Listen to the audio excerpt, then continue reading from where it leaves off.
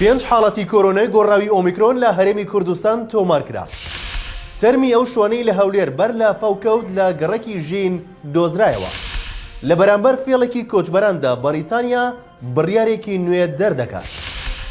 سڵاوتان نەبێ لە شارپرێسەوە هەواڵی ڕۆژتان پێشکەشەکەم. وەزارەتی تەندروستی حکوومەتی هەرێمی کوردستان ئاشکرای کرد 5 حاڵەتی کۆرۆنای گۆڕاوی ئۆمیکرۆن لە هەرێمی کوردستان تۆمارکرا.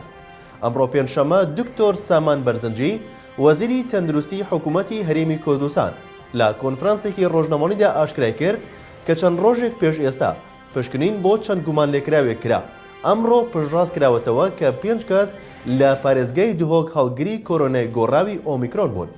ئەوەش لە کاتێکدایە پێشتر وەزیری تەندروستی حکوومەتی هەرێم هۆشداریدا و ڕایگەیاند مەحاڵ نییە ئۆمیکرۆن بگاتە نێو کۆمەڵگەی ئێمەش و پێشبینیەکانیش زۆر نزیکن لەوەی ئەم ڤایرۆسە لە هەرێمی کوردستان بڵاو بێتەوە، چونکە ئێمە ئەزمموی پێشووترمان هەیە لەسەر ئەم بابەتانە. بە جۆری ڕاگەندراوێکی نووسنگی پارێزگاری هەولێر تەرمی ئەو شوانەی لە هەولێر بەر لە فەوکەوت لە گەڕەکی ژین دۆزراوەتەوە. دوای بارانبارینێکی زۆر لە شەوی پێنجشەممە لەسەر هەینی لە حەڤەی 12 لە فەو لە چەند گەڕەک و ناوچەیەکی دەوروبەری شاری هەولێر ڕوویدا و زیانی گەورەی مادی و گیانی بە دوای خۆی داهێنا. لەو لافاوەدا 12 کەس گیانیان لەدەستدا و زیانێکی زۆری مادیش بەر هاوڵاتیان گەیشت. وێڕای لە ناوچوونی چەندین ماڵ و حاڵی خەڵک ژمارێکی زۆری ئۆتۆمبیلی شتێکشکان و ئاوی لافاو ڕاپێچی کردن.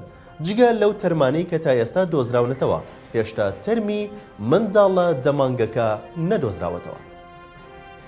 سەرکردەیەکی هاوپەیمانی دەوڵەتی یاسا ڕایدەگەێنێت سەدرەکان پیانوتون بەشداری لە حکوومەتێک ناکەن کە نووری مالیکی بەشداری تێدا بکات.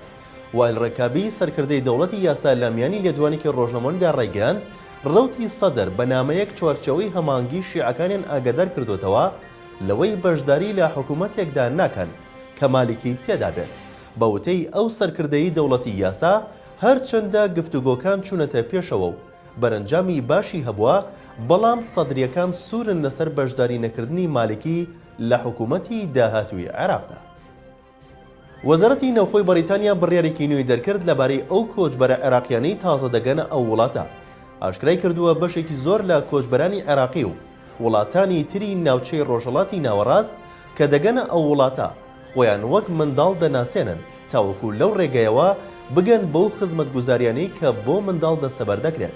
باجۆرەی ڕۆژنامەی دەیلی مەیلی بەریتانی پریتی پاتڵ وەزیری نەوخۆی بەریتانیا ڕایگەیاندووە دوای تۆمارکردنی 1700 بانگشەی درۆی پەنابەرانی عێراقی و وڵاتانی تری ڕۆژهەڵاتی ناوەڕاست بەوەی تەمەنیان نەگەشتۆتە 18 ساڵ بڕیار دراوە لیژنەیەک بۆ پشکنینی کۆچبەران لە ڕێگەی تیشکەوە پێک بهێنرێت. جەختیشی کردوتەوە لە داهاتوودا هەموو ئەو پەنابەرانە لە ڕێگەی تیشکی ئێکسەوە تەمەنیان دیاری دەکرێت و کۆتایی بەو حاڵەتە دەهێنن، چونکە ئەوەی ڕوودەدات لەبارەی تەمەنی کەسانی کۆچبەرەوە درۆیە و سوکایەتیەکی ترسناکە بە سیستمی وڵاتەکەمان. لە شارپرێسەوە هەواڵی ڕۆژتان پێشکەشکرا شاد و بەختەوە.